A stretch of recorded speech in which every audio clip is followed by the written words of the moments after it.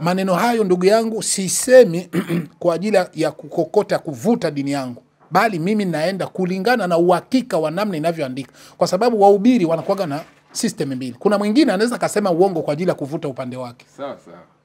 Lakini kuongelea elimu inakuwa ni bora kuliko kuvutia imani yako. Sasa hicho ni kitabu. Kwa hiyo unaposikia Yesu mwenyewe anasema kwamba malkia wa kusini, yani malkia wa Yemen atawahukumu, na tunapata Yemen ni Waislamu. Yemen wanaongozwa na Qur'an, wanahukumiwa na Qur'an, na nchi hiyo ni nchi ya Kiislamu, na ule malkia alislimu kwa mujibu wa Biblia na Qur'an, alislimu. Yesu sasa anaposema malkia wa huko atawahukumu, hapo majibu yanakuwa yako mepesi.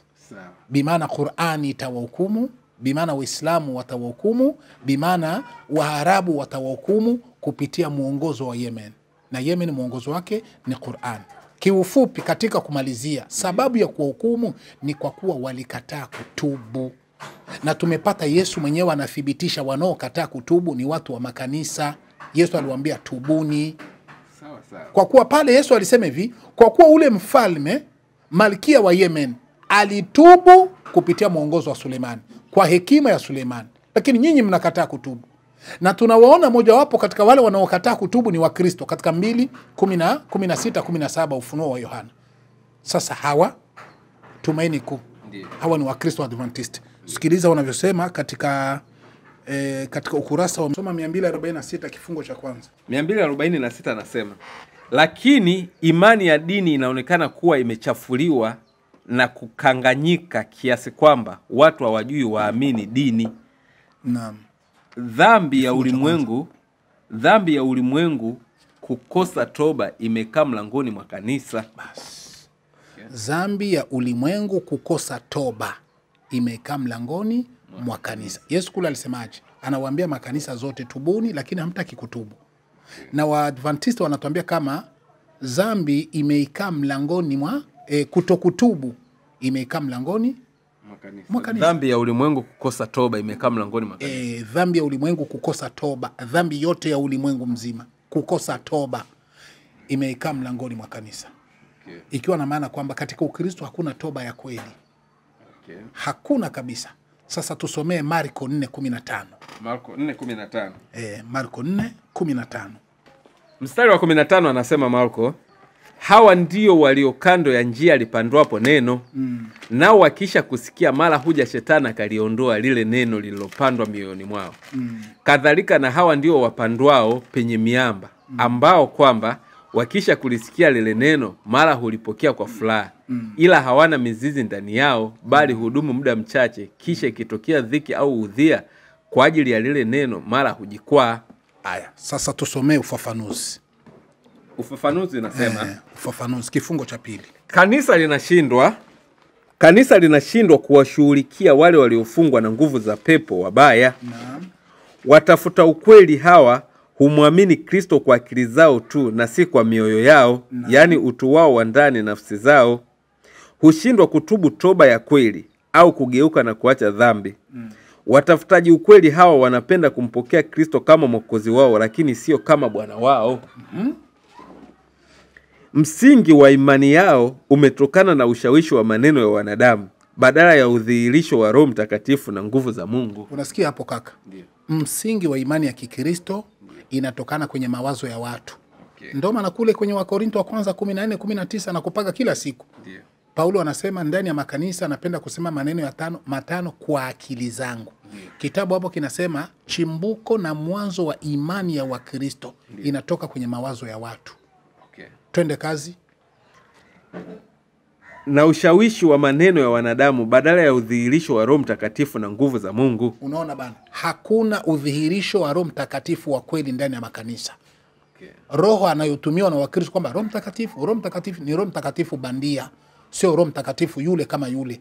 Kwenye Ukristo hakuna roho wa kweli. Twende kazi. Haya, hata kile alichonacho tanyang'anywa. Yesu anaelezea hapa kanuni ya ufalme wake. Waamini lazima pale nafikiri pale kuna kaneno niko natafuta. Hiyo imeisha. Tuanzie hapa kwenye 2 alafu ushuke mpaka hapa.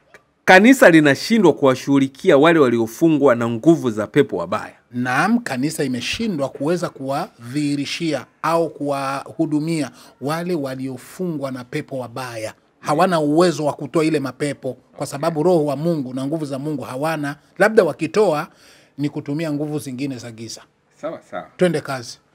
Watafuta ukweli hawa humwamini Kristo kwa akili zao tu na si kwa mioyo yao. Wanasema na wanadai kwamba wao wanamwamini Yesu kweli kama wanavyotutangazia. Lakini kiundani hawamwamini Yesu kiukweli. Lakini kiundani hakuna kitu kama hicho. Twende kazi. Hushindwa kutubu toba ya kweli au kugeuka na kuacha dhambi. Hako ndiko ambako nilikuwa nalenga. Wanashindwa kutubu na wanashindwa kuacha dhambi. Yaani maisha yao hakuna toba ndani ya Ukristo. Pamoja na kuwa huku anatutangazia kwamba kwenye Ukristo kuna toba. Kwenye Ukristo kuna toba ya kweli. Hakuna toba ya kweli kwenye Ukristo. Na ndio maana injili nzima hakuna sehemu yoyote utakutana wanasema kwenye Ukristo kuna toba. Lakini watakuonyesha maandiko juu ya toba inayoandikwa kwenye maandiko, lakini si kwenye Ukristo. Kitabu kinadhihirisha kwenye Ukristo toba hakuna. Hiyo ni Biblia. Toba hakuna. Ndio kule Yesu anasema hivi, tubuni. Msipo tubu nakuja kupambana na nyinyi. Chini Yesu akasema roho anayowaambia watubu inahusu makanisa zote. Ndio Ufunuo 2:16-17 hiyo. Ikiwa na maana kwamba ndani ya Ukristo hamna toba. Mtu kuwa ndani ya Ukristo ni kujisumbua bure, hakuna toba. Kama hakuna toba, ndiyo maana Yesu anasema Malkia wa Yemen. Malkia wa Yemen atawahukumu siku hiyo kwa sababu huyu malkia yeye alitubu. Lakini nyinyi mnakataa kutubu. Wanani? Mayahudi wenyewe walikataa kutubu, Wakristo wanakataa kutubu. Ndio maana watahukumiwa na mfalme wa Yemen. Watahukumiwa na Uislamu wa Yemen. Watahukumiwa na Qur'an Yemen. Na tumepata 22:78 Qur'an, bimaana Waislamu ndio watakuwa juu yao, bimaana wao ndio watakuwa mashahidi kwa Wakristo wanaokataa kutubu na kuingia katika Uislamu wakaslimu kama Malkia wa Yemen alivyoslimu kwa Nabii Suleiman. Kiufupi ni kwamba ndio hivyo. Kama patakuwa la kuongeza unaweza ukaongeza, lakini hilo ninalokuambia ndivyo ilivyo. Mimi nilitaka niseme kidogo kuhusiana hapa. Kanisa linashindwa kuwashughulikia wale waliofungwa na nguvu za pepo wabaya. Naam. Hapa tukiongea sasa, ukianza kutoa maelezo unaeleza kama Wakristo wote wamefungwa na nguvu za pepo wabaya. Yaani ni kama unamaanisha hivyo. Ila inachoonyesha hapa kinachoshindwa kushughulikia ni wale waliofungwa na pepo wabaya. Na kuna watu wanashindwa kufanya toba. Maana yake kuna watu wanaoweza.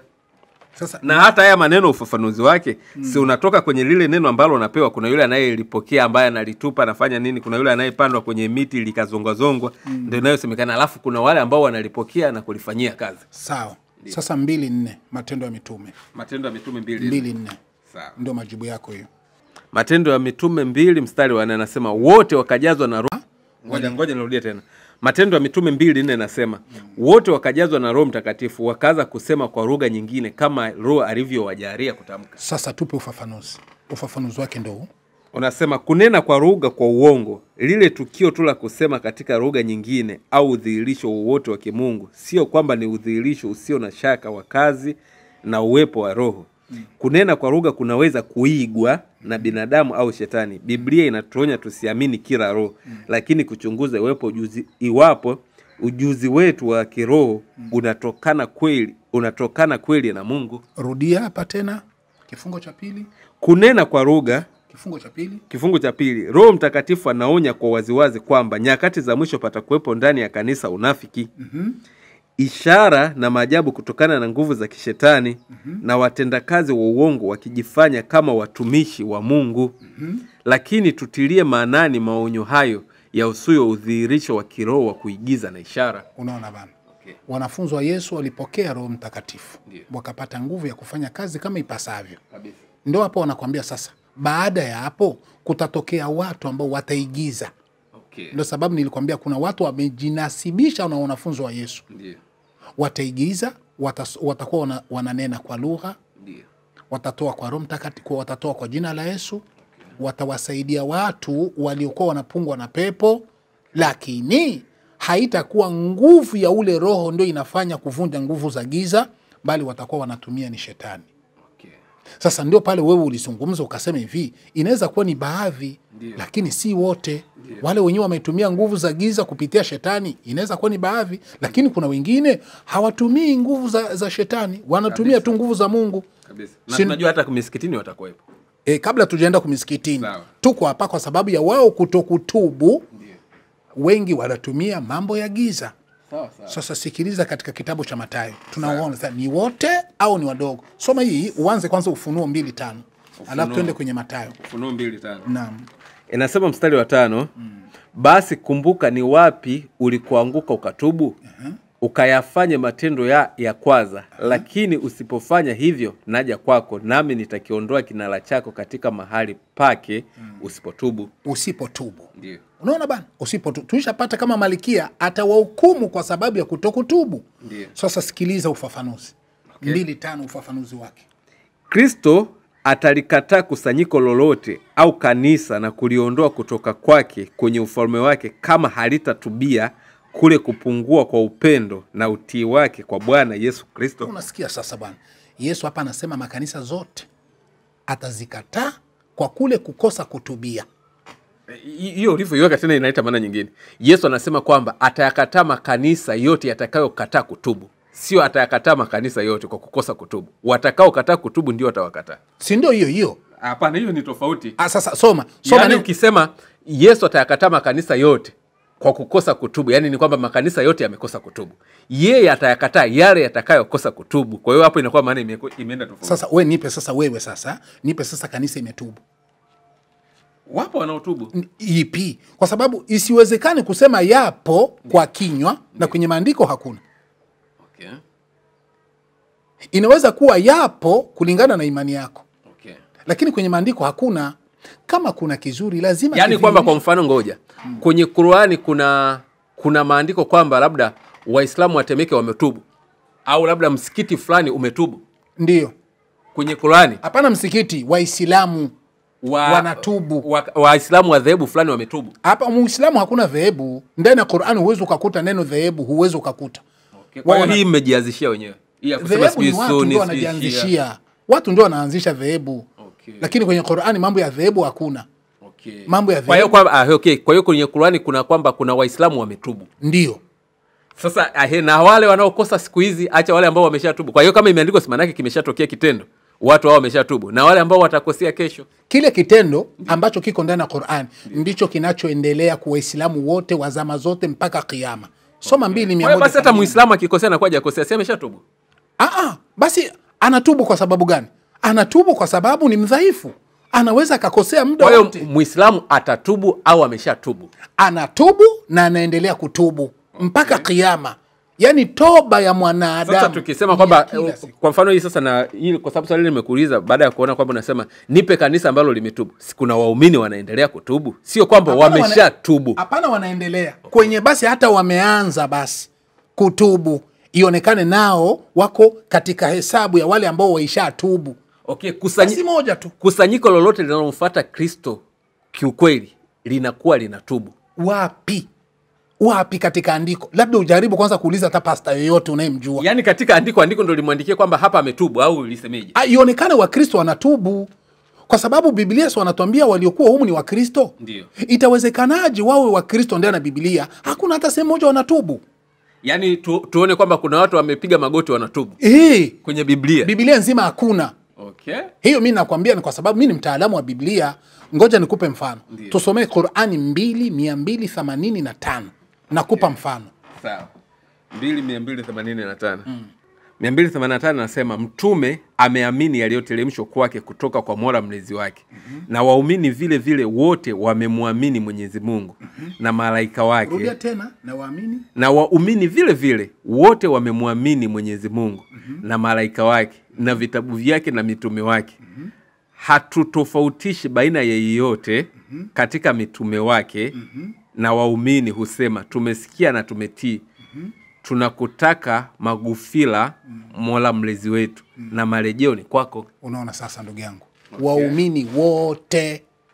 Waumini wote. Tupate basi aya ndani ya Biblia.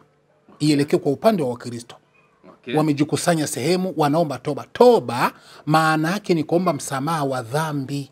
Ndio maana ya toba. Na wao wanajikusanya sehemu, wa Kristo wanasema, Mungu utusamee madhambi yetu, tumekosa usiku na mchana, tusamee madhambi yetu, utusamee. Si Yesu kule aliwaambia, alisema tubuni. Hii neno tubuni si iko kwenye Biblia? Ndio. Lazima kutubia kwao papatikane kwenye Biblia, kwa sababu wanapoambiwa watubu wa Kristo panapatikana. Lakini kutubu kwao ndani ya Biblia hapapatikani. Maana yake nini? Maana yake ni kusema Wakristo ni wapotevu, hawana muda wa kuweza kutubia kwa sababu wanaongozwa na shetani kama tulivyopata. Ndio maana Yesu anawaambia, mwe mlishindwa kutubu. Huyu malkia wa kusini, malkia wa Yemen, wa Kiarabu, wa Kiislamu, alitubu wakati wa Nabii Suleimani kwa hekima ya Suleimani. Lakini nyinyi mnakataa kutubu, kwa hiyo atawahukumu siku ya mwisho. Sasa na kusomea Luka 11. Luka 11. Twende. Na kusomea Luka 15. Mstari, ngoja nianzie mstari wa 17. Alipozingatia moyoni mwake alisema, ni watumishi wangapi wa baba yangu wanaokula. Luka ngapi? Luka 15 mstari wa 17. 15:17 Luka. Ndio. Alipozingatia moyoni mwake alisema, ni watumishi wangapi wa baba yangu wanakula chakula na kubakiza, na mimi hapa ninakufa kwa njaa. Nitaondoka, nitakwenda kwa baba yangu na kumwambia, Baba, nimekosa juu ya mbingu na mbele yako, sistahili kuwa mwana wako tena. Nifanye kama mmoja wa watumishi wako. Kwa hiyo hapa tunampata Mkristo anatubu. Mwalimu anacheka, lakini kweli anasema kabisa, nimekosa juu ya mbingu na mbele yako. Simulizi. Ndio jekesha rafiki yangu. Sawa. Hapo wanasema Mkristo anatubu. Hapa anatubu. Subiri. Si tumesema kwenye Biblia kuna Wakristo? Huyu anayetubu tuseme nani, ni Muislamu? Ngoja kwanza. Ndio. Swali langu ndio hili. Ndio. Yesu anasema tubuni. Ndio. Anawaambia wanani?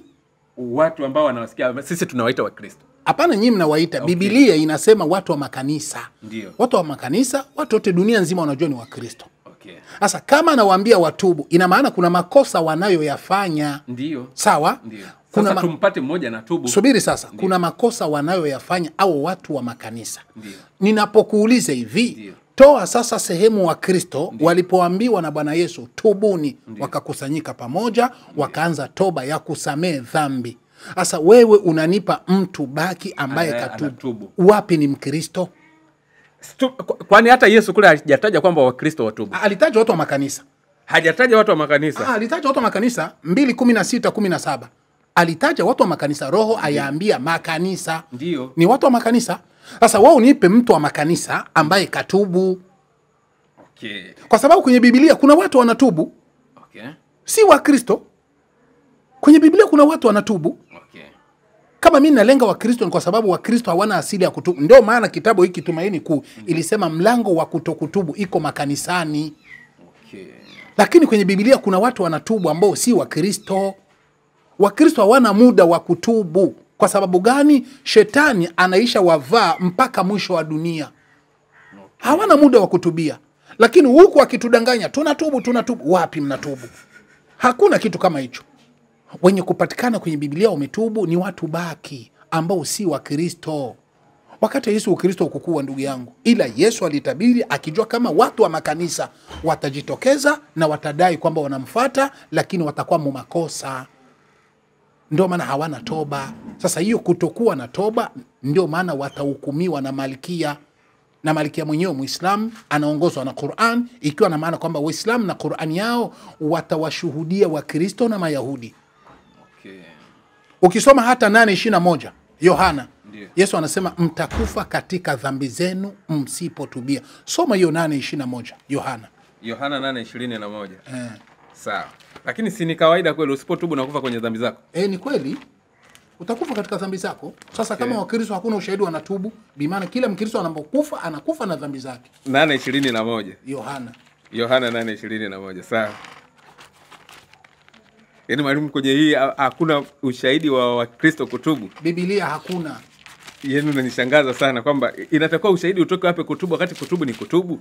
Yaani unavyomtubia Mwenyezi Mungu na tubu wewe, inakuwaje upate ushahidi kwenye Biblia wa kutubu? Mbona Qur'ani tunapata Waislamu wanatubu? Ni kwa sababu ngoja kwanza nikwambie kitu kimoja. Ukiangalia Qur'ani inavyoandikwa, kwa mimi ninavyoisomaga, naonaga kama inakuja kuandika kwa ajili ya kuangalia, yani yenyewe inavyoandikwa. Japokuwa tunasema huu ni ufunuo, Mwenyezi Mungu anaongea, lakini inaongea kama kwa kujibu sheria ambazo zimeandikwa kwenye Biblia. Kwa hiyo inataka ionyeshe, si unaona? Au walikosea hapa, sisi tunaandika hivi. Au walikosea hapa, sisi tunaandika hivi. Kwa hiyo ni kama inakuja, yani inakuja kuonyesha kwamba inaonyesha yale mapungufu ambayo anaona kwenye Biblia itakuwa iandikwe hivyo. Kwa hiyo ndio maana nataka. Ndio maana kwenye Qur'an unakuta kuna mtu anaitwa, unakuta kuna dini inaitwa Uislamu.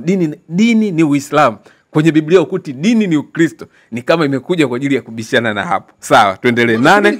Subiri kidogo. Nimekupa nafasi ya kuongea ili nikusikilize, nipate kuyajibu hayo maneno yako. Sawa. Kwanza maneno yako yenyewe yanachenga chenga kidogo. Sawa. Hayasimami sawa sawa. Lakini nimekuelewa kwa mbali. Ndio. Unachokutaka kukiongea ni kwamba haiwezekani vitu vinavyoandikwa ndani ya Qur'an iwe ni hivyo hivyo viandikwa ndani ya Biblia. Ndiyo. Sasa tutoe Qur'an. 2:16-17 Yesu mwenyewe anawaambia watu watubu. Qur'ani hapo imeshafika? Haijafika Qur'ani. Haijafika. Kama anawaambia watu watubu, si inabidi watubu? Ndio. Qur'ani haijafika? Ndio. Inabidi watubu. Ndiyo. Kwa sababu kama aliwaambia watubu, andiko inapatikana, lazima ipatikane sehemu wanatubu ili watekeleze kitendo alichowaambia Yesu. Hivyo unataka kuniambia kwenye Biblia hakuna kitu ambacho Yesu aliwahi kusema na wakatekeleza kikaandikwa? Si viko vingi? Vipo ambavyo walikuwa wanatekeleza vinaandikwa, kuna vingine vilikuwa vinaweza vikatekeleza. Yaani tuseme tunaweza tukavitekeleza sisi leo. Tulishaonywa tangu zamani tuvitekeleze leo, lakini haviandikwi. Ina maana nyinyi ndio mmekuja kutokea kule, nyinyi binadamu hakukuwepo. Walikuwepo na waliokuwa wanatubu wapo, kwa sababu tukisema waliokuwa wanatubu wapo wengi walikuwa na makosa kwenye Biblia na walitubu. Asante. Ndiyo. Ukisema hivyo wapo, ndio maana si wa Kristo. Tukubaliane kwanza hilo na wewe. Walitubu wakamfuata Kristo. Baada ya kutubu wakamfuata Kristo. Wakamfuata nani? Kristo. Kama walimfuata Kristo baada ya kutubu, hao si wa Kristo. Okay. Si wa Kristo. Okay. Walimfuata baada ya kutubu, wakawa wananyenyekea mbele ya Mungu. Ukisoma sasa kwa Yesu, wale ambao wamekubali kutubu, kitendo walichokifanya, Wakristo hawakifanyi. Viko vingi sana. Soma kwanza hiyo andiko. Sawa. 8:21. 21 anasema 8:21 basi akawaambia tena, mimi naondoka nanyi mtanitafuta. Nanyi mtakufa katika dhambi yenu. Mimi niendako ninyi hamwezi kuja. Basi mtakufa katika dhambi zenu. Kwa hiyo hapo alikuwa anaambiwa nani? Yesu alikuwa anawaambia wote ambao wamekataa kufuata kile alichokuwa anakizungumza. Sio wa Kristo tena hapa. Hapa hawaambiwa Kristo maana yake. Watu wote kwa jumla. Okay. Wa wakati huo. Wote kwa jumla. Nikutaka wa Israeli. Nikutaka kuonyesha kama pako watu ambao Yesu aliwaambia wameshindwa kutubu. Okay.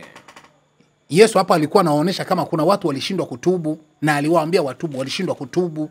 Kama walishindwa. Hapa sio kwamba amesema wameshindwa kutubu. Anasema kama, ngoja. Katika dhambi zenu. Basi akawaambia tena, mimi naondoka nanyi mtanitafuta, nanyi mtakufa katika dhambi yenu. Mimi niendako ninyi hamwezi kuja. Yesu akawaambia okay. Maneno haya aliyasema alipokuwa akifundisha hekaluni katika chumba cha adhina, wala hakuna mtu aliyemkamata kwa sababu saa yake ilikuwa haijafika. Okay, sawa. Unaelewa hapo Ndio. Mtakufa katika dhambi zenu, maana yake si mnashindwa kutubu? Ndio. Basi ukifa na dhambi, si maana yake ulishindwa kutubu? Ndio. Au nimekosea? Ndio, kama msipotubu mnakufa katika dhambi zenu. Ndio hivyo sasa. Okay. Sasa hiyo hali hiyo mimi niko naifananisha na Wakristo. Okay. Wewe ukinipinga hapo unanionea. Okay. Mimi sijakuwa makosa. Mimi niko naenda sawa sawa. Labda nikutokunielewa. Ndio. Kwa nini tusiseme waliokuwa wanaambiwa hivyo ni Waislamu? Kwa sababu Yesu wanafunzi wake walikuwa ni Waislamu, kwamba aliyokuwa anawaambia kwamba mtakufa katika dhambi zenu ni nyinyi Waislamu. Haiwezi kuwa Waislamu kwa sababu Waislamu asili yao ni wenye kufanya toba. Nikupe mfano kidogo. Yesu alifundisha. Ndio. Alifundisha hivi, usipotubu. Soma kwanza 5:32. 5:32 kitabu gani? 5:32 Luka. Luka 5:32. Waislamu wanatubu siku kwa siku. Mstari wa 32 unasema 5:32 sikuja kuwaita wenye haki, bali wenye dhambi wapate kutubu. Unasikia sasa kaka? Okay. Sikuja kuwaita wenye haki. Ndio. Yesu hapa anaonesha kama wenye haki wapo. Ndio. Hapo tuko sawa kaka Kabisa. Wenye haki wapo. Ndiyo. Nikiwa na maana kwamba hapo hao wanaitwa ni wenye haki, maana yake wako sawa. Sawa. Hawataitwa na dhambi kwa sababu wao wanatubu usiku na mchana. Sawa. Hao ni wenye haki. Ndiyo. Lakini ninaowajia ni wale ambao ni wenye madhambi, hawataki watubu. Sawa. Ikiwa na maana kwamba kule kutubu Ndiyo. ndio dalili inayoonyesha kabisa huyu mtu anakuwa mwenye haki. Okay. Sasa kwenye kitabu cha Biblia tunaona Yesu anawaambia watubu. Ndiyo. Lakini hatujaona ambako wanatubu. Si ndo Waislamu hao wabishi?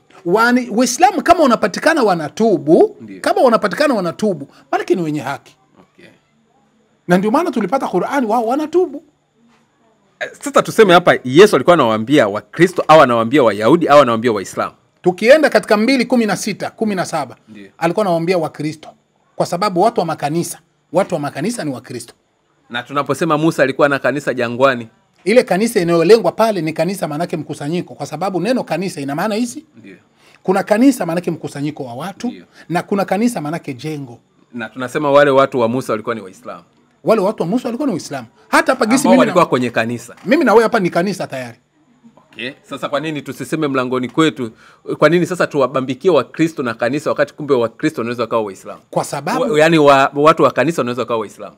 Kwa sababu gani tunasema ni Wakristo? Kwa sababu Biblia nzima hakuna dalili ya Wakristo wanaosema ni Wakristo Ndio. wanatubu. Wasiingie basi hata kwenye kanisa. Ionekane basi watubu, Wakristo sehemu fulani wanatubu. Aikae hata barabarani aseme Mungu nisamehe dhambi zangu. Biblia nzima hakuna. Maana yake tutawaweka kwenye kiwango cha wale ambao watakufa na dhambi zao wasipotubu. Okay. Kwa sababu hakuna ushahidi wowote kwenye Biblia mwanzo wa Injili mpaka mwisho wa Injili. Okay. Wakristo wanatubu. Hakuna. Sasa kama ni hivyo basi ni sawa. Kama kweli mnataka ushahidi wa hivyo ili mseme labda Wakristo ndo wa kweli au kwa vyovyote vile nilivyokuwa, tukisema hata basi kuna sehemu Wakristo wanasali wanasema Mungu wangu hivi na hivi, kwenye Biblia uwezo ukaona hivyo, kwa sababu kuna vitu vingine unavifanya wewe baada ya kupewa maagizo. Ni sana kusema nenda kafungue mlango alafu haionekani wapo naenda kufungua mlango. Safi. Ni kukuonesha kama Ukristo haujulishwi na Yesu. Yesu Wakristo hawajui. Ingelikuwa anawajua Wakristo Ndio. ni watu wa Yesu. Ndiyo. Kama wangeonekana kwenye Biblia wanatubu. Lakini process zile alizotuambia Yesu tufanye ili tuwe Wakristo tunazifanya. Hakuna sehemu yoyote Wakristo. Si ni rahisi tu, alisema kwanza tubuni na kuiamini Injili, alisema yeye tubatizwe, alisema tuamini yeye ni mwana wa Mungu. Hivyo vitu havifanyiki. Nikupe mfano wa kitu kimoja. Tunaamini Yesu ni mwana wa Mungu. Havifanyiki kwa Waislamu tu. Ngoja sasa nikupe mfano wa kitu kimoja. Ndio. 11:29 Mathayo. Yesu alisemaje? Yesu anasema mjifunze kwangu. Tuisome tu kichwa ili ya muda. Sawa. Yesu anasema mjifunze kwangu kwa maana mimi ni mpole na mnyenyekevu wa moyo, nanyi mtapata raha nafsini mwenu. Okay. Sawa? Yesu anasema tujifunze kwake kwa kuwa yeye ni mpole tena ni mnyenyekevu. Ndio. Ikiwa na maana kwamba alivyonyenyekea Yesu Ndio. na si tunyenyekee hivyo. Ndio. Sawa? Ndio. Swali linakuja, alivyonyenyekea Yesu, Ndio. Wakristo wananyenyekea hivyo Kabisa. kweli eh? Ndio. Sasa tusomee katika kitabu. Okay. Kwani mwalimu kunyenyekea nyinyi mnajua maana yake ni nini? Ndio hiyo 17:7. 14:7. 14:7 kitabu gani? Ufunuo Yohana. Ufunuo wa Yohana 14:7. Ndio maana Tumaini Kuu ilisema mlango wa kanisa ndiko ambako hakuna sehemu ya kufanya toba. Yale ni maonyo tunapewa sisi Wakristo, sisi tunaelewa vizuri sana yale maonyo. Ni maulama wa Kikristo, sio mimi. Na ni maonyo tunapewa sisi Wakristo ili tuelewe vizuri. Yaani tunaelewa vizuri sana kwa sababu ni maonyo tunayopewa. Kama mnapewa hiyo maonyo. Ndiyo. Na maonyo yenyewe yanasema kwenye mlango wa kanisa hakuna toba. Wewe hapo unaelewa nini? Yaani anasema anakuambia akikwambia sio kama anasema moja kwa moja hakuna toba, anakuambia wapo ambao hawatubu. Yaani anakuambia kuna unafiki. Hakusema wako ambao. Hiyo neno ambao wewe ndio unaongeza. Kitabu kilisema kanisani hakuna toba. Basi wewe ukisema wako ambao unataka kujitengenezea sasa. Yaani ngoja niseme hivi. Kwa mfano wewe unafikiri kwa nini anasema kwenye kanisa hakuna toba lakini asemi kwenye baa au kwenye msikiti hakuna toba? Unafikiri ni kwa nini? Kwa wewe unavyofikiria kati ya kanisani na kwenye baa wapi kuna toba au pia hakuna toba? Ngoja nitajibu. Ndio. Sababu ya kusema kwenye kanisa, Ndio. tukumbuke kule Ndio. kanisani kinachowavuta Wakristo waingie ndani ni kitu gani? Kama tulivyosoma kwenye ushahidi. Ni sawa. Kwa nini unafikiri? Ni sawa, haujajibu pale. Ungelijibu kwanza. Si imejibu pale kitabu kwamba kuna watu ambao wanatumia mashetani kuwavuta. Hapana, kuna watu ambao Okay. pale umevuka. Okay. Kitabu kinasema hivi, Ndiyo. Shetani Ndiyo. ameikaa kanisani Ndiyo. ili kuwavuta Wakristo Ndiyo. ndani ya kanisa, Okay. wajikute wanakwenda kufanya anasa za dunia. Okay. Shetani kawaida yake ni ndani ya makanisa. Sawa. Ikiwa sasa pale wanakuambia kama kwenye mlango wa kanisa hakuna toba, Ndiyo. ni kwa sababu siku kwa siku wanaingia kule kwa shetani. Hawatafanya toba hadi ya kuwa wanaenda kwa shetani. Kuna toba gani? Sawa, sawa. Sasa twende, kwa nini unafikiri wanasema katika kanisa ndo kuna hayo mambo, lakini hawasemi katika baa au katika brotheli yoyote hakuna toba? Kwa nini wasiseme hivyo, hakuna toba? Kwa sababu kanisa ndio sehemu ambako watu wanaingia wanaodai ni watu wa Mungu. Sawa kabisa. Sawa. Hapo sasa wewe ndo hapo, kumbe unaelewa vizuri. Wanaodai kwamba wanaenda kumtafuta Mungu Kabisa. ni kanisani. Ndiyo. Kumbe tunakuja kugundua kumbe si sehemu ya kumtafuta Mungu. Okay. Ni sehemu ya maaswi, kama vile baa ni sehemu ya maaswi. Sasa kule kwenye baa wana maaswi yao. Kwa nini hawasemi watu wa baa? Kwa sababu inaachana. Kule wana maaswi yao ya kunywa ulevi, Ndiyo. wana maaswi yao ya zinaa, wana maaswi yao kufanya vinginevyo. Hiyo ni maaswi inayoelekea baa. Ndiyo. Kanisa nayo ina maaswi yake tofauti na maaswi ya baa. Sasa hii maaswi ya kanisa, mtu aendagi kubaya kusema anaenda tubu. Ndiyo. Anaenda tu kumaasi moja kwa moja. Ndiyo. Lakini watu wa makanisa wanaingiaga makanisani kudai kwamba wanaenda tubu. Okay. Hongo kweli. Kweli kabisa. Lakini sasa kitabu kinatuambia hiyo toba haiko kule kukanisa. Kosa sio yangu mimi. Hiyo kanisa Kosa sio yako wewe. Hiyo Ipo kanisa. katika kujumlisha. Yaani ukisema katika kanisa hakuna, yule mwandishi sisi tunamuelewa vizuri kwamba anavyoandika hivyo kwamba kuna maovu ndani ya kanisa. Tunajua kabisa ndani ya kanisa kweli kutakuwa kuna maovu. Lakini sio kwamba sasa eti ndio moja kwa moja basi ukiingia kanisani umeingia katika kufanya uovu. Hapana, lakini kuna mtu ndani ya kanisa mle anaweza kawa anafanya uovu vizuri kabisa. Na inawezekana hata shetani akaingia. hapana, kuna mtu hapa imejumlisha. Ndiyo, imejumlisha. Kama Sisi imejumlisha. tunamuelewa. Kama umemuelewa, usimuelewi kwa namna ya kujifunikia. Hatujifuniki, sisi tunamuelewa vizuri sana. Hivi Yaani ngoja kwa mfano. Mimi siwezi nikasimama hapa nikasema Wakristo wote ni wema. Tofauti Muislamu unaweza ukasema Waislamu wote ni wema. Japokuwa tunaweza tukaona kuna Muislamu ni mzizi, Muislamu mwongo, Muislamu mwizi. Lakini unaweza ukasimama katetea. Sisi Wakristo huwa hatuteteani kwenye uovu. Sisi kama kuna baya, hata kama ni ndani ya kanisa tunasema ndani ya kanisa kuna ubaya. Lakini uwezo ukasikia ndani ya msikiti kuna ubaya. Hata kama kweli kuna baya umeliona kwa macho yako linafanyika ndani ya msikiti, uwezo ukatamka hivyo. Hapana. Tofautisha na maneno yanayozungumziwa. Ndiyo. Kanisa Ndiyo. na msikiti. Ndiyo. Hivi papatikane andiko kwamba msikitini Ndiyo. hakuna toba. Ndiyo. Utatoa msikiti gani ambao utauachanisha na hiyo? Papatikane andiko au shahidi mmoja iseme hivi, msikitini hakuna toba. Hawakutaja msikiti wa fulani. Ndiyo. Au msikiti wa eneo fulani. Wanataja tu msikiti. Okay. Hakuna toba. Ndiyo. Ipatikane andiko kama hilo, wewe utanambia nini? Sasa mwalimu, ili swali kwanza nijengee hapo unijibu. Hapo alafu tuingie kwenye kanisa. Kwa mimi nitakupa tu kirahisi kwamba akisema ndani ya msikiti hakuna toba, lazima kutakuwa kuna maelezo yanaendelea. Hata katika hivyo vitabu akisema, labda ngoja tukisema hivi, hicho kitabu kinazungumzia kanisa. Kinasema ndani ya kanisa hakuna toba. Je, tunaonywa tusiingie kanisani? Si huyo ni Mkristo mwenzetu katuandikia. Anatuonya tusiingie kanisani. Ndio utamuelewa vizuri kwamba alikuwa anaonya nini, na ndio maana nakwambia tunamuelewa. Huyo hajaonya tusiingie katika kanisa. Bado anahamasisha tuingie katika kanisa. Hapana. Ikiwa kama anakuambia kanisani kuna toba, hakuna toba. Kwa hiyo anataka tufanye nini? Kama anakuambia subiri, nimemsoma vizuri sana. Ndiyo. Ikiwa amekwambia kama kanisani hakuna toba, ndiyo, kipi ambacho kitakwambia wewe ufanye? Tuulize hichi kitabu. Ndiyo. Nini ufanye baada ya kusikia kama kanisani hakuna toba? Ndiyo. Ni sehemu ya maasi, ni sehemu ya ubaya inayofanyika kupitia shetani, ambacho kinatakiwa sasa Wakristo wafanye.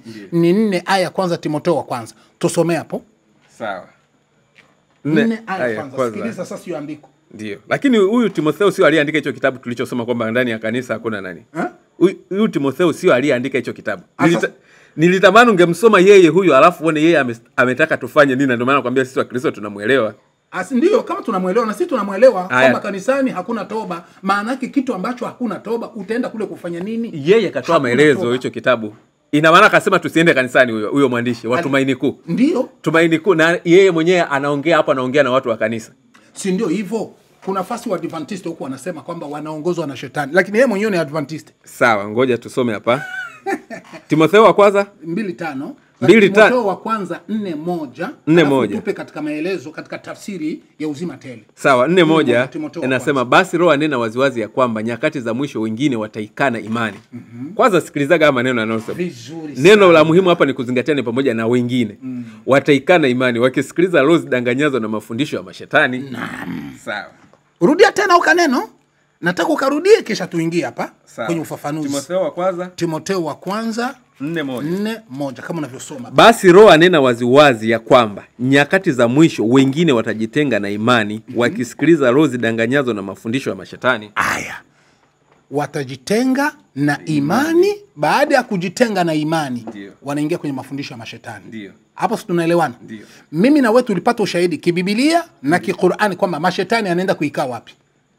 Tulipata kwamba ndani ya kanisa kuna shetani. Sawa. Na kitabu kinasema watu baada ya kujitenga na imani ya Yesu ndio wanaenda watasikiliza mafundisho danganyazo na roho za mashetani. Kwa hiyo inamaanisha ukiingia kwenye mashetani yako ni kwa sababu umeshatengana na imani. Okay. Ikiwa na maana kwamba kule kutengana na imani ya kweli ndio kinakupelekea wewe mpaka kuingia kwenye sehemu ya mashetani. Ndiyo. Na tunakuja kupata sehemu ya mashetani ni makanisani. Ndiyo. Makao makuu ya shetani makanisani. Sasa kama utaingia humo maana umejitenga na imani. Haujajitenga. Ngoja nikupe kwa mfano hapa ufafanuzi. Kitabu si ni hiki. Inasemaje? Kanisa nguzo na msingi wa kweli. Kanisa ni lazima liwe msingi wa kweli wa Injili. Sasa hapo utasema kuna ubaya kama huyu mwandishi mwenyewe anazidi kusisitiza kanisa liwe msingi wa kweli wa Injili na imani. Kama anasema iwe msingi wa kweli na Injili na imani, inakusudia kanisa ni mkusanyiko. Ndio. Si inakusudia mkusanyiko? Ndio. Inakusudia mkusanyiko. Sawa. Lakini Wakristo wanapozungumza kanisa wanakusudia ili jengo. Hapana, tunamaanisha ule mkusanyiko wa waumini. Sasa wanaingia ile nyumba inaitwa tunaita kanisa kwa sababu tunaingia mle. Ndio na maana mimi nakusudia hilo. Wakristo wanasema sehemu wanapoingia ni kanisa kwa maana ya ile jengo. Hata kama ile kundi itaitwa nalo ni kanisa, lakini jengo hilo Wakristo wenyewe wanaliita kwamba hilo ni kanisa. Hata kama tutakusanyika nje chini ya mti. Hakuna siku wanaweza kukusanyika nje na wako na majengo. Ndio maana wanajenga kila sehemu. Wao wanaingia kwenye jengo. Na kama wanaingia kwenye jengo, kitabu kinatuambia iwe ni Qur'ani, iwe ni Biblia, makao makuu ya shetani kanisani. Na kitabu kinasema hivi, na wenye kuingia kwa shetani watakuwa wamejitenga na imani. Ngoja mwalimu hapo nataka tu nikupe mfano ili tuelewane vizuri kuhusiana na kanisa, jengo au watu. Hata tunavyosemaga msikiti ni nini? Msikiti ndio ni jengo au ni watu? Maana halisi ya msikiti ndio ni jengo au watu. Msikiti ni sehemu ya kumsujudia Mwenyezi Mungu. Lakini hapo tunamwona Mtume Muhammad anatuambia huu ulimwengu wote ni msikiti. Hii ardhi yote ni msikiti. Ikiwa na maana kwamba ardhini ni sio lazima liwe jengo kanisa. Kwa sababu tukisema jengo, je, ukikuta sio jengo hilo unajua labda jengo litakuwa ni jengo la matofali, leo unakuta ni miti. Ni kutaka kukuonesha kama hawana nyumba ya ibada wa Kristo. Nyumba ya ibada ndio ile nyumba ambayo Yesu alikuwa anaingia, aliita hekalu na mkukua ndani yake viti na mameza. Hapo ndio nataka sasa nikuondolee sasa wazi kwenye pako tofauti na upotevu. Okay. Sawa? Kama mimi niko nakusisitizia hivi ni kwa sababu kanisani ambako jengo la kanisa linalowekwa eko utaratibu ule kama ulivyo, sio sehemu ya ibada. Sawa, tunaendelea hapa. Ngoja subiri kidogo kwa sababu utaratibu huo haukufanyika kwa Yesu. Na ndio sababu nakwambia mwenye kuingia kanisani ili jengo analoliita kanisa anakuwa anavunja imani, anatoka kwenye imani anaingia kwenye imani ya shetani. Ndio maana nilikuwa ninakupa 4:1 katika Timotheo wa kwanza. Sawa. Anasema sasa kama ni hivyo na unaona hapa amesema wengine, si maana yake kuna baadhi, maana yake kuna wengine ambao hawajitengi. Sasa 4:1 sikilize 4:1 Timotheo wa kwanza. Ndio basi Roho anena waziwazi. Hii ni wa pili. Soma wa kwanza. Wa kwanza ndio Timotheo wa kwanza. Timotheo wa kwanza hii 4:1. Maana yake wa pili. Niende wa pili. Twende wa pili. 4:1. Sawa. Timotheo wa kwanza 4. Wa pili 4:1. Wa pili. Na kuagiza mbele za Mungu na mbele za Kristo Yesu atakaye wahukumu walio hai na waliokufa kwa kufunuliwa kwake na kwa ufalme wake. Naam, twende kazi. Lihubiri neno, uwe tayari wakati ukufaao na wakati usiokufaa, karipia, kemea na kuonya kwa uvumilivu wote na mafundisho. Sasa tupe kipengele cha kwanza. Ufafanuzi wake. Watakapo yakataa mafundisho yenye uzima. Katika kipindi chote cha historia ya kanisa, wengine mara zote wamekataa kuyapenda mafundisho ya kweli. Hata hivyo kadri mwisho utakavyokaribia, hali hiyo itazidi kuwa mbaya. Unasikia? Kipindi chote cha nini? cha kanisa. Ndio. Hapo wanasema ni wakati mdogo, wengine wakati utakuwa sawa. Wanasema ni kipindi chote cha kanisa. Ndio.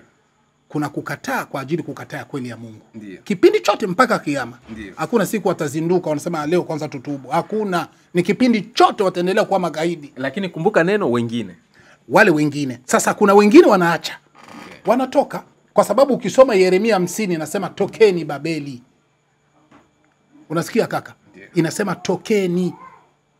Twende hapo nitaingia pale. Kwa sababu inasemaje? Katika kipindi chote cha historia ya kanisa wengine mara zote wamekataa kuyapenda mafundisho ya kweli. Tutaona sasa hao wengine ni kina nani? Sawa. Na wale wengine wanaofuata ile mafundisho ya uongo ni kina nani? Okay. Sasa ndio maana katika hii anaposema katika historia ya kanisa maana yake kama kuna wengine ambao wanakataa kuyapenda maana yake kuna wengine ambao wanayakubali na wote ni kanisa. Sasa hao wanaokubali unawajua? Si ni kanisa? Hapa ametaja kanisa. Hao wanaokubali ni wenye wanatoka Mkristo moja kwa moja. Katika kipindi chote cha historia ya kanisa, wengine mara zote wamekataa kuyapenda mafundisho ya kweli.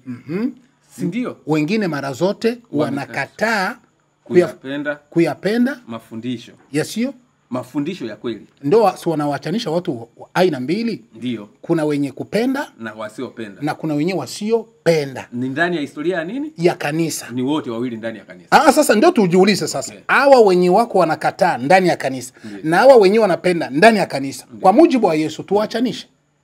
Elimu inabidi itumike pale. Sawa, ndio tunawachanisha kwamba wapo wanaopenda na wapo wasiopenda. Na wote wapo ndani ya kanisa. Hawa wasiopenda ndio kina nani? Wako ndani ya kanisa. Okay. Sikiliza Yesu anavyokuwa anawaambia. 18 ya pili. Nini? Ufunuo wa Yohana. 18 aya ya pili Ufunuo wa Yohana. Ufunuo wa Yohana 18 aya ya pili. Sawa. Aya ya pili inasema akalia kwa sauti kuu akisema umeanguka Babeli ule mkuu, umekuwa maskani ya mashetani na ngome ya kila roho mchafu na ngome ya kila ndege mchafu mwenye kuchukiza. Twende, endelea. Kwa kuwa mataifa yote wamekunywa mvinyo wa ghadhabu ya uasherati wake, na wafalme wa nchi wamezini naye, na wafanyabiashara wa nchi wamepata mali kwa nguvu za kiburi chake. Kisha nikasikia sauti nyingine kutoka mbinguni ikisema, tokeni kwake enyi watu wangu, msishiriki dhambi zake wala msipokee mapigo yake. Hapo ndiko nakotaka. Huo ni ufunuo wa Yesu aliopewa na Mungu. Okay. Anawaambia watu wake tokeni. Ndio. Sawa? Ndio. Tokeni ndani yake. Atoke ndani ya nini?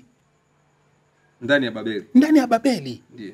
Anawaambia tokeni. Kama anawaambia tokeni, kuna wenyewe watakaobakia na kuna wenyewe watatoka.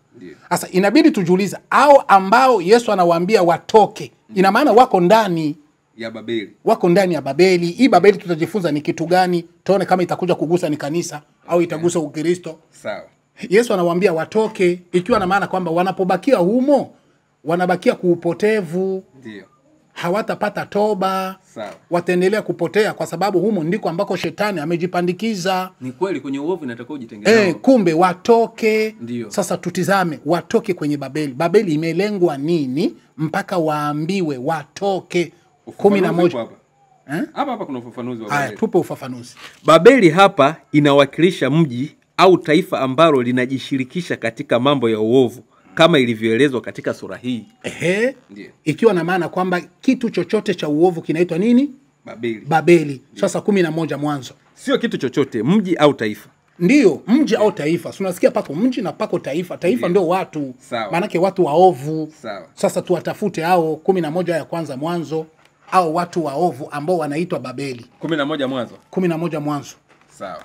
Nchi yote iliyokuwa na lugha moja na usemi mmoja, ikawa watu waliposafiri pande za mashariki waliona nchi tambarare katika nchi ya Shinari wakakaa huko. 7. 7 mpaka 9. 7 inasema, haya na tushuke huko tuwachafulie usemi wao ili wasisikilizane maneno wao kwa wao. Basi Bwana akawatawanya kutoka huko waende usoni pa nchi yote. Wakaacha kuujenga ule mji. 9 anasema, kwa sababu hiyo jina lake likaitwa Babeli, maana hapo ndipo Bwana alipoichafua lugha ya dunia yote. Na kutoka huko Bwana akawatawanya waende usoni pa nchi yote. Mji ule kuanzia hapo ukaitwa Babeli kwa sababu Mungu aliwatawanya. Ndiyo. Aliwachafulia lugha yao. Ndiyo. Wakawa hawaelewani. Ndiyo. Kule kutokuelewana kila mmoja akaenda vyake. Ndio ikaitwa Babeli. Ndiyo. Sasa tusomee ufafanuzi. Tuko kuneno toka kati yao. Okay. Kwa sababu tuliona kwenye kanisa kuna vikundi viwili, kuna wenye wanapenda na kuna wenye hawapendi. Ndiyo. Sasa twende tupe ufafanuzi wake 11. Ufafanuzi 11:1. Historia ya Babeli chafuko inafanana na historia ya kanisa. Ndio popote taratibu. Ndio. Historia ya Babeli inafanana na historia ya kanisa. Ndoa nani? Twende kazi. Ndilo wote ambao wanajiita wa Kristo. Inatosha. Kwa hiyo unaposikia Babeli ndio inaenda sawasawa na kanisa. Ndio wote. Wote. Okay. Neno wote hawaache hata mmoja. Okay. Ndio wote wanaojiita wa Kristo. Okay. Sasa tunaenda kule kwa Yesu kwa 18. Yesu alisema tokeni katika Babeli. Ndiyo. Na tunapata Babeli manake ni wote wenye kuitwa wanafananishwa. Si ndio hivyo? Sio wanaoitwa kanisa ni Babeli. Babeli, historia ya Babeli inafananishwa na historia ya kanisa. Sasa ikiwa kama hiki kinafananishwa na kibaya, itakuwa na maana hiki ni kitu gani? Kwa sababu kila kibaya kinafananishwa na kibaya. Okay. Haiwezekani kizuri kifananishwe na kibaya. Haiwezekani. Okay. Kwa sababu kibaya kinajitengaga. Okay. Na kizuri kinajitengaga. Sawa. Sasa kitabu kinasema historia ya Babeli ndiyo inafanana na historia ya kanisa. Ndiyo. Babeli si ni kitu kichafu. Ndiyo. Uchafu anaufananisha na kanisa. Okay. Ndo anasema ndio wote wote bila ubaguzi wa kanisa wanaoitwa wa Kristo. Okay. Hapa hakuna kukwepa kaka. Okay. Sasa Yesu kule alisemaje kuufunuo? Tokeni katika Babeli. Ndiyo. Maana yake tokeni katika Ukristo. Tokeni katika uovu. Hiyo naona inaenda tofauti. Ukisema tokeni katika Ukristo ni uongo. Ni tokeni katika uovu, kwa sababu Babeli tunasema tunafanisha na kitu kichafu. Sasa kama wanasema tokeni katika uovu, uovu wa nini? Uovu gani? Unaitwaje huyo uovu? Uovu unaitwaje? Dhambi. Sasa uovu unaitwaje? Unaona kama huko unaongea unachokijua? Hapana, uovu ni dhambi. Subiri kidogo. Ndiyo. Kitabu kilisema baada ya machafuko ya wale watu, mji huo ukaitwa nini? Babeli. Ikaitwa Babeli. Ndiyo. Maana Babeli ndio huyo uovu. Kitendo kichafu kilichofanyika kikamchukiza Mungu. Ndiyo. Ile eneo Mungu akaita Babeli. Ndiyo. Kwa maana kwamba ni watu wachafu, ni makafiri. Sawa. Sasa uchafu huo ambao unaitwa Babeli, ndiyo, kitabu kinasema ndio mfano wa kanisa. Kisha sio mfano. Historia ya Babeli inafanana na historia ya kanisa. Très bien, ingali sawa tu. Historia hii ya Babeli ni historia gani? Ni historia ya kumkufuru Mungu. Okay. Ongo kweli? Ni kweli Babeli walienda vizuri, baadaye wakaanza kumkufuru. Wakamkufuru Mungu. Na kama walimkufuru Mungu, Mungu akachukia, akaita hiyo jina ya makosa yao Babeli. Kitabu kinasema ndio historia ya kanisa. Maana yake ndio wote wanaoitwa wa Kristo. Sasa hapa tufananishe. Ndiyo. Kwa sababu kitabu kinasema mfano huu ndio mfano wa kanisa zote. Kwa sababu nasema wa Kristo wote. Mfano wao ndio mfano wa Babeli. Sasa kama mfano wao ndio mfano wa Babeli, maana yake hawa wa Kristo wamechafuka kama Babeli. Okay. Wanamkufuru Mungu kama Babeli. Okay. Wanamkataa Mungu kama Babeli. Okay. Ikiwa Yesu anasema tokeni kwenye Babeli, na watuambia hii Babeli ni mfano wa kanisa, maana yake tokeni kwenye kanisa. Kwa sababu mfano wa Babeli ndio mfano wa Ukristo. Kwa hiyo unaposema Babeli ni sawa na kusema kanisa, unaposema kanisa ni sawa na kusema Babeli. Ndiyo. Unaposema Ukristo ni sawa na kusema Babeli, unaposema Babeli ni sawa na kusema Ukristo. Kama Yesu alisema tokeni katika Babeli, inamaanisha tokeni katika Ukristo, tokeni katika makanisa. Hapo utakuwa umejibagua sasa. Ndio wale ambao umeniuliza hapo wanasema kuna wenye kupenda na kuna wenye kukataa. Wale wenye kupenda wanabakia mle, na wale wenye kukataa ndio wale wenye wanatoka kwa mujibu wa Yesu, tokeni. Haiko wote ndio walitoka. Sasa Wakristo wenye mpaka leo wangali kwenye makanisa wamekataa kauli ya Yesu ya kutoka ndani ya makanisa. Okay. Sasa na ikiwa watatoka kwa system gani? Okay. 14:7 Ufunuo wa Yohana. 14:7 Ufunuo wa Yohana. Namna watakavyotoka sasa. Sawa. 14:7 Ufunuo wa Yohana. Uone jinsi watakavyotoka. Wababeli watabakia Wababeli, na waliotoka kwenye Babeli watakuwa kinyume. 14:7 Ufunuo wa Yohana unasema. 6 inasema, kisha nikaona malaika mwingine akiruka katikati ya mbingu, akiwa na injili ya milele, awahubirie hao wakaao juu ya nchi, na kila taifa na kabila na lugha na jamaa. akasema kwa sauti kuu, mcheni Mungu na kumtukuza, kwa maana saa ya hukumu yake imekuja. Simamia hapo. Okay. Hiyo sasa ni malaika anatoka juu mbinguni. Ndiyo. Ni ujumbe wangapi? Wanasema malaika wangapi? Hajanionyesha hapa malaika wangapi. Imesema tu malaika. Malaika. Ndiyo. Kweli?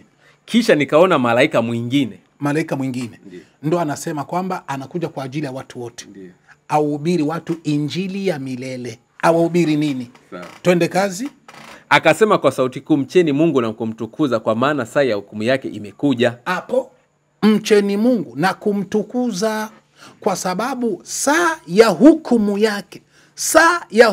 yake inakuja. Tukumbuke katika Mathayo 12:42. Okay. Yesu alisemaje? Malkia wa kusini atawahukumu. Okay. Yesu anasema hiyo saa ya hukumu inakuja. Okay. Sasa hukumu hiyo ambayo Yesu anasema inakuja kwa ajili ya kuwahukumu watu ni hukumu gani? Twende kazi. Msujudieni yeye aliyezifanya mbingu na nchi na bahari na chemchemi za maji. Kumbe hiyo hukumu Yesu anasema ni watu kumsujudia Mwenyezi Mungu. Okay. Ndio hukumu hiyo ambayo inakuja. Na kitendo hicho cha kumsujudia Mwenyezi Mungu kwetu ndio tunaita ni Uislamu. Okay.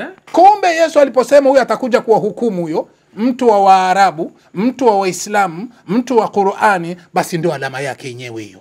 Okay. Hukumu inayokuja ni kutenganisha watu wa Babeli na watu wa Mungu, ambao alama ya watu wa Mungu watakuwa ni wenye kumsujudia Mungu. Ndio sababu ya ndiko nimekupa ili uone wale wenye wanaambiwa watoke kwenye Babeli ni wanani. Tunawapata hao watu kwa kutoka kwao, alama yao ni kule kumsujudia Mwenyezi Mungu, kwa sababu ukiishi ndani ya Ukristo huwezi kumsujudia Mwenyezi Mungu. Utabakia hivyo hivyo, unahukumiwa na shetani, hivyo hivyo unafuata vya shetani na unapotea, toba hakuna. Kumbe ukitoka ndio utaanza kumwabudu Mungu kisawasawa, ndio kumsujudia kwenyewe. Twende kazi. Kisha mwingine malaika wa pili akafuata akisema, umeanguka Babeli. Subiri kidogo ndugu yangu, subiri kidogo. Okay. Hapo tunapata kwa kikundi cha kwanza ambacho kimetoka kwenye Babeli. Alama yao ni wenye kumsujudia Mwenyezi Mungu. Hapo bila shaka kila mtu anajua kwamba hao ni Waislamu, hata Wakristo wenyewe, hata kama watajifanyisha. Okay. Wanajua hao, hicho kikundi cha watu kumsujudia Mwenyezi Mungu vichwa chini ni Waislamu dunia nzima. Okay. Hao ndio wenye kufuata injili ya kweli. Sawa. Kikundi cha kufuata ambacho kiko ndani ya Babeli, bimaana kiko ndani ya Ukristo, kiko ndani ya makanisa, ambacho kinakataa kabisa kutoka, ni kikundi gani? Twende kazi. Kisha mwingine malaika wa pili akafuata akisema, umeanguka Babeli, mji ule ulio mkubwa, maana ndio uliowanywesha mataifa yote mvinyo wa ghadhabu ya uasherati wake. Basi unasikia vitu hivyo kaka yangu. Okay. Ni kukuonesha kama watu wote ambao wako katika Babeli ndio wale wote wanakataa kufuata amri ya Yesu. Okay. Hawako tayari kabisa kutekeleza hukumu ya Yesu. Ndio sababu kule kwenye kitabu cha uzima tele kilisema utakuwa umeacha haki, umeacha ukweli, unaingia sasa kwenye makanisa. Okay. Kama unakuwa umeacha ukweli gani? Ndio yale maneno aliyokuwa anafundisha Bwana Yesu. Moja wapo ndio haya, anawaambia tokeni kwenye Babeli. Na tunakuja kupata Babeli ni mfano wa kanisa. Okay. Ikiwa na maana kwamba Babeli ni Wakristo wote duniani. Yesu anaposema tokeni kwenye Babeli, maanake tokeni kwenye makanisa, tokeni kwenye Ukristo, muanze sasa kumsujudia Mwenyezi Mungu, na bila kumsujudia Mwenyezi Mungu hukumu inakuja. Kinyume na hiyo mtahukumiwa. Anaendelea mstari wa 9. Na mwingine malaika watatu akawafuata akisema kwa sauti kuu, mtu awaye yote akimsujudu huyo mnyama na sanamu yake na kuipokea chapa katika kipaji cha uso wake au katika mkono wake, yeye naye atakunywa katika mvinyo wa ghadhabu ya Mungu iliyotengenezwa. Sasa tizama wanaomsujudia huyo mnyama ni kina nani? Ndio pale uone hatari. Lakini si wanapokea alama? Si nyinyi mnaopokea alama kwenye vipaji vyao? Ndio, hiyo alama kama unaitaka nitakwambia ni alama gani. Yesu alisema alama hiyo iliyokuwa safi na imepatikana kwenye paja la uso kwa ile mazoea ya kumsujudia Mwenyezi Mungu. Okay. Sasa twende katika 13 aya kwanza. 13 aya kwanza. Hao watu wa Babeli wanaomsujudia ule mnyama ni kina nani? Okay. Hakuna uokovu ndani ya Ukristo ndugu yangu. Ndio sababu malkia wa kusini anakuja kuwahukumu. Kitabu gani nisome? 13 aya kwanza Isaya.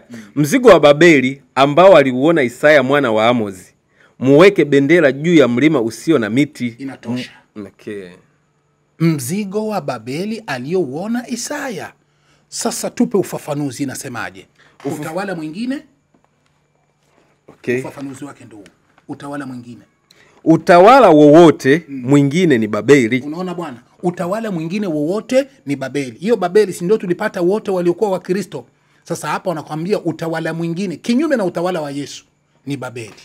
Twende kazi. Tunaona utaratibu wa dunia ya mataifa pamoja na Harmagedoni. Lakini katika Ufunuo 17 ni dini ya Wakristo iliyo mbali na Mungu. Katika Ufunuo ngapi? 17. Katika Ufunuo 17 ndio pale kwa Ufunuo 17 ya kwanza ya ule mama tuliyempata ambaye kwenye paja lake kunaandikwa Babeli mama mkuu wa wapotevu, Babeli mama mkuu wa washarati. Unakumbuka andiko Ndio. Ndio anasema katika Ufunuo 17 aya kwanza ya ule mama Babeli, Babeli mkuu, mama wa makahaba. Tende. Lakini katika Ufunuo 17 ni dini ya Wakristo iliyo mbali na Mungu, inayoharibiwa na mataifa. Twende kazi. Wanaongozwa na nyama na nabii wa uongo. Imetosha. Okay.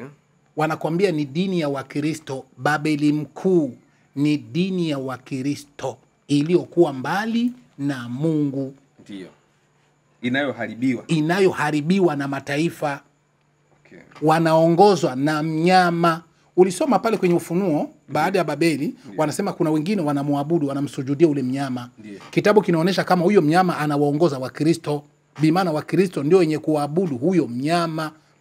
Ndugu yangu, hakuna kumtafuta Mungu kupitia Ukristo. Kuna kumtafuta Mungu. Kwa mfano huo, anasema utawala mwingine usio wa Kristo, huo mwingine ni Babeli. Na ndio utawala tunasema utawala wa Mtume Muhammad sallallahu alaihi wasallam. Hakuna ushahidi wote kwamba Uislamu ni Ubabeli. Sio Uislamu ni Ubabeli. Utawala mwingine usio na Kristo manake ni Uislamu. Pale wakusema ni Uislamu. Kwa mimi ninavyosema, kwani Mtume Muhammad yeye si ndio utawala mwingine. Huu mnasema huu ni umati wa Muhammad. Wakati tunajua utawala wa mwisho kabisa, yani tuseme utawala ni wa Yesu Kristo. Inawezekanaje mseme utawala wa Mtume Muhammad? Si ndio huo unakuwa utawala wa Babeli? Yani sio Babeli kwamba ya mji ule au ya kufananisha, kwamba ya uchafu kama tunavyosema Babeli manake uchafu au uovu. Imani katika utawala wa Mtume Muhammad ndio ile imani katika utawala wa Yesu. Ndio maana 14:6 amesema hivi, Injili malaika wanakuja anasema hivi, watu wote wa mataifa, kabila, lugha zote, hukumu iko nakuja mbele wakati. Tubuni mapema, mumsujudie Mungu kabla siku hiyo haijafika. Hiyo imani ya kumsujudia ndio ile imani aliyokuja nayo bwana Mtume Muhammad. Kwa hiyo utawala wa Mtume Muhammad, imani iliyokuwa katika utawala wa Mtume Muhammad ndio hiyo imani iliyokuwa katika utawala wa Yesu. Ninachomaanisha ni hivi, utawala mwingine ambao si wa Yesu. Utawala mwingine ambao si wa Yesu ni uovu, ni Babeli. Na Mtume Muhammad naye tunaona ni utawala mwingine. Sasa kitabu kinasema hivi, huyo utawala wameitaja jina ambao si wa Yesu. Ndio. Ikiwa na maana kwamba kinyume na huu utawala wa Yesu. Kinyume na huu utawala wa Ukristo ambao ni Babeli, safi. Hapana, kinyume na utawala wa Yesu ni Ubabeli. Ndio kinachomaanishwa hapa. Na ndio maana kule kuna andiko moja, nafikiri maandiko katika maandiko ya Paulo yanasema yeyote yule akiwahubiria injili tofauti na hii na alaaniwe. Ndio. Sasa si ndio tunakuja tunapata injili nyingine, yani tuseme habari nyingine njema ambayo ni Qur'ani. Hapana. Ile injili ambayo ni nyingine kitabu kinasema ni Ukristo. Okay. Ukitaka nikupe ushahidi, injili kinyume na injili ile asili ni Ukristo, na wenye kuileta ni Wakristo. Ushahidi uko wote. Ukitaka nikupe kwenye Qur'ani, kwenye Biblia mimi nitakupa. Kwa hiyo unaposikia vitu vya kinyume na manabii ni Ukristo. Okay. Ndio sababu pale wametaja utawala mwingine ni Babeli. Maana Babeli ndio utawala ambao uko kinyume na utawala wa manabii wote. Manabii wote mfumo wao ni umoja, kwa sababu wote imani yao ni moja. Kinyume na hawa manabii wote ndio Babeli, yani Ukristo. Sawa, lakini hata tukisema hivyo kwamba utawala mwingine ni Babeli, kwani Babeli si ndio huko tulikopata watu wema vile vile? Naam. Babeli ndiko tulikopata watu wema. Yaani watu wote na imani yote ilianza kujengeka baada ya ile Babeli. Ndiyo, Babeli mwanzoni haikukuwa na maana ya watu. Okay. Babeli mwanzoni ilikuwa ni mji. Okay. Sawa? Ilikuwa inaitwa Shineri. Okay. Lakini watu walipata fikra potovu ya kukufuru. Okay. Ndio Mungu akawachafua. Ndio akawaita Babeli. Akawaita Babeli. Kwa sababu gani? Malengo yao si malengo ya Mungu, ya kumtukuza Mungu na kumtukuza Mwenyezi Mungu kama Mungu mwenye uwezo. Je, hawakutoka watu wema huko? Hapa kutoka. Maana Babeli wote waliangamizwa. Wote, hapana waliangamizwa. Ule mji kwanza ulipita unachafuka. Na kuanzia hapo ndio lugha zikawa tofauti. Lugha iliyokuwa inatumika ilikuwa ni lugha hii moja. Na wote walikuwa na fikra nzuri, fikra safi kabisa, walikuwa hawajaanza mambo ya kumkufuru Mungu. Lakini kuanzia hapo ndo ukafiri ulianza. Mungu akawatawanya, kila mmoja akaenda kwenye nchi. Huyu anaenda hapa anatengeneza taifa, huyu anaenda hapa anatengeneza taifa, huyu anaenda hapa anatengeneza taifa. Mataifa ndio wakaanza hivyo. Sasa kila taifa ikaanza kukufuru kivyake, lakini ile sehemu ile ndio iliitwa Babeli. Ile sehemu ndio iliitwa Babeli. Mbele ilikuwa inaitwa Shinari, ikatoka Shinari ikaingia neno Babeli. Kwa hiyo Babeli hamuikai kitu chema. Ndani ya Babeli kunaikaa ni mashetani tu. Sawa? Kunaikaa ni mashetani, kunaikaa ni anasa, kunaikaa ni maovu, kunaikaa ni ukafiri. Sasa kitabu kinatuambia hiyo Babeli ndo mfano wa kanisa. Ndio wote wanaoitwa Wakristo. Ikiwa na maana ndani ya Ukristo hamuikai kitu chema. Ndio maana kitabu cha Waadventista kilisema kwenye mlango wa kanisa hakuna toba.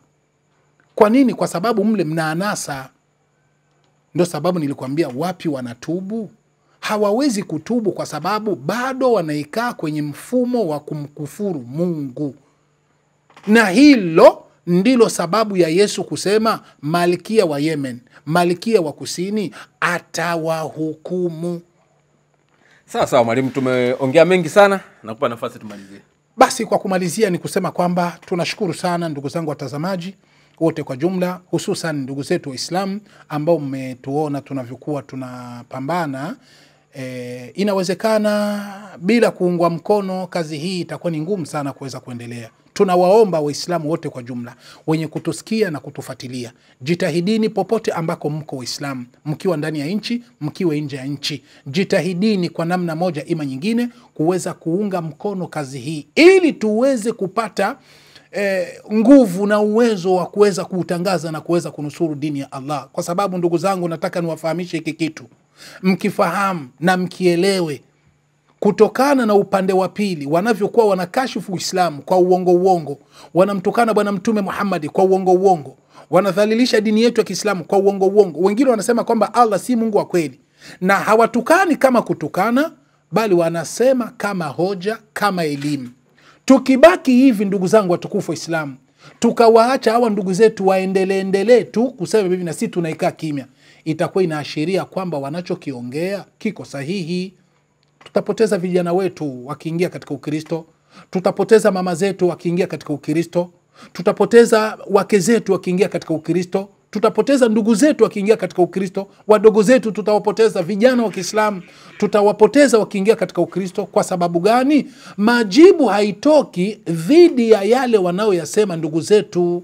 Dini ya Kiislamu ni dini nyeupe, haina makosa, lakini ndugu zetu wanaikalia kuweza kutoa maalumati za hapa na pale dhidi ya Uislamu, hali ya kuwa ni vya uongo. Ndio sababu inatakiwa tusimame kidete. Wakipiga hii, sisi tunawajibu ili kusafisha dini yetu, ili kumsafisha Mtume Muhammad, ili kumsafisha Allah na kitabu cha Qur'ani kwamba viko sahihi. Allah ndiye Mungu wa kweli, muumbaji wa mbingu na ardhi. Dini yake pekee ni Uislamu tangu karne ya kwanza mpaka karne ya mwisho.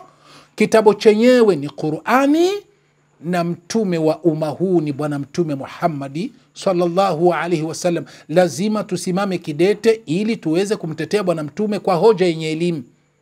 Kwa hoja yenye elimu, sio kwa jazba. Kwa hoja yenye elimu kulingana na vitabu vyote. Kinachotakiwa ni nyinyi Waislamu tuungeni mkono kwa namna moja ima nyingine. Ukiwa una msaada wa mawazo, tupe mawazo yako, tupe fikra zako. Inawezekana kuna kile ambacho hatujakifikia, ikawa labda tukikifanya kinaweza kuwa na uzuri zaidi, basi mawazo yako tunayataka. La sivyo, ukiwa na vyombo, ukiwa labda na kamera, tupe kamera. Ukiwa labda na vyombo vya mihadhara, tupe vyombo vya mihadhara. Ukiwa na maiki, tupe maiki. Ukiwa na chochote ambacho unaweza kuwa nacho, tupe. Ukiwa na ordinateur, yani tunaposema ordinateur bimaana ukiwa hata na kompyuta, tupe, tutengeneze maalumati za kumtetea Bwana Mtume Muhammadi. Lazima tuweze kufanya kazi ya kusimama kidete kuweza kunusuru Uislamu kwa namna moja ima nyingine. Lakini mtu akiwa yeye mwenyewe atajikuta baadhi ya vitu vingine anashindwa kuvifanya kwa sababu vingine vinakosekana ndugu zangu. Na tunampa pongezi kaka yetu hapa, ndugu yetu simulizi mwenyewe anajipa hima kuweza kututafuta sisi kama waadhiri wa Kiislamu ili kuweza kuuliza kile alichokisikia kule kwa ndugu zake wa Kristo, anakuja kutuuliza ni kweli. Sisi tunakijibu kiufasaha, ndio inasababisha wewe uweze kutufahamu, ndio inasababisha wewe Muislamu uweze kutambua na kujua kumbe kweli huyu aliyesema dhidi ya Uislamu kadanganya, ukweli ndio hivi. Ni juhudi ya huyu bwana kama alivyokuwa anafanya. Kinachotakiwa ni nyinyi Waislamu kutuunga mkono, kutuwezesha katika mambo moja ima nyingine ili tuweze kuendelea. Kama una mikrofoni tupe ndugu yangu, kama una kompyuta niletee, kama una vyombo vya mihadhara tupe, au nunua vyombo popote ambako huko uniletee tu mzigo wa vyombo. Ndio hivi bwana KCD, tutapokea na tutafanya kazi ya Allah. Kazi ya Allah inahitaji vitu vingi sana. Unaona ndugu yangu, kama huna tupe hata hela yako iweze kutusaidia kununua hiki na kile, itakuwa ni msaada mkubwa kutoka kwako, na we Allah atakulipa. Mwenyezi Mungu kwa kumalizia anasema ha antum haulai tud'auna litunfiku fi sabilillah, mnaitwa Waislamu ili muweze kutoa mali yenu katika njia ya Allah. Faminkum man yabkhalu, lakini kuna wale wanaweza wakasikia ujumbe huu wakafanya ukakamavu, ubakhili ukawaingia, wakajikuta ni wazito wa kuweza kutoa mali yao katika kusaidia kazi ya Allah.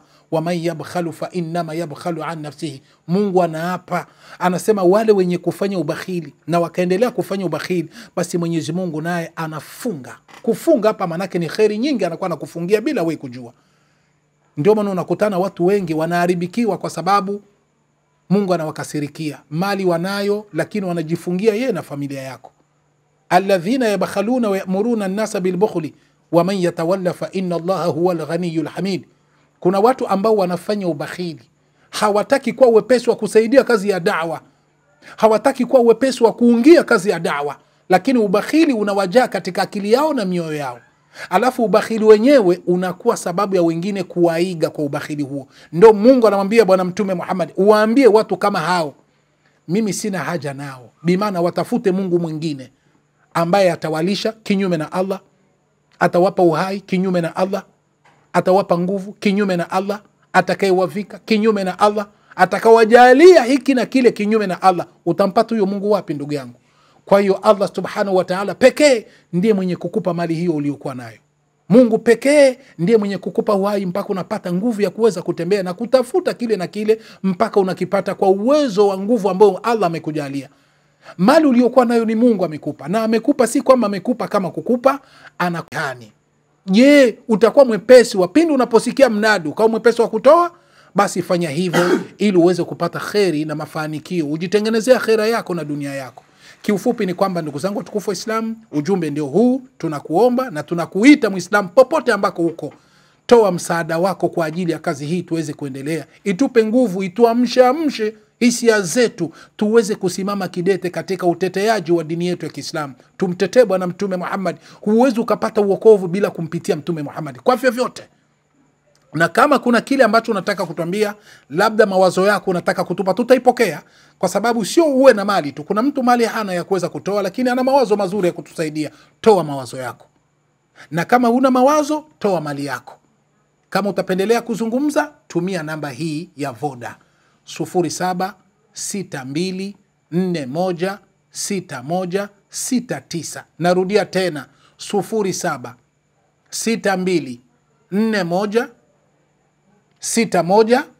0762416169. Kama utakuwa nje ya nchi unaweza ukatumia alama ya nyongeza 255 kisha unatia 7, unatia 62, unatia 41, unatia 61, unatia 69, utanipata kwa WhatsApp. Kama ni ndani ya nchi ukitaka kupiga tu kwa kawaida unatumia 0762416169, utanipata. Kama una mawazo yako leta, kama una mali yako leta, tumia kwa namba hii, nitapokea, na mimi najua nitakachofanya kwa ajili ya maalumati ya kuweza kunipa nguvu na kuendelea kufanya munakasha na ndugu zetu ili kuweza kufunika ubaya na chuki zinazopandikizwa dhidi ya Bwana Mtume Muhammad sallallahu alaihi wasallam. Assalamu alaikum wa rahmatullahi wa barakatuh. Kama umetembelea channel yetu kwa mara kwanza, tafadhali subscribe leo kwanza kupata kila video tunakuwekea.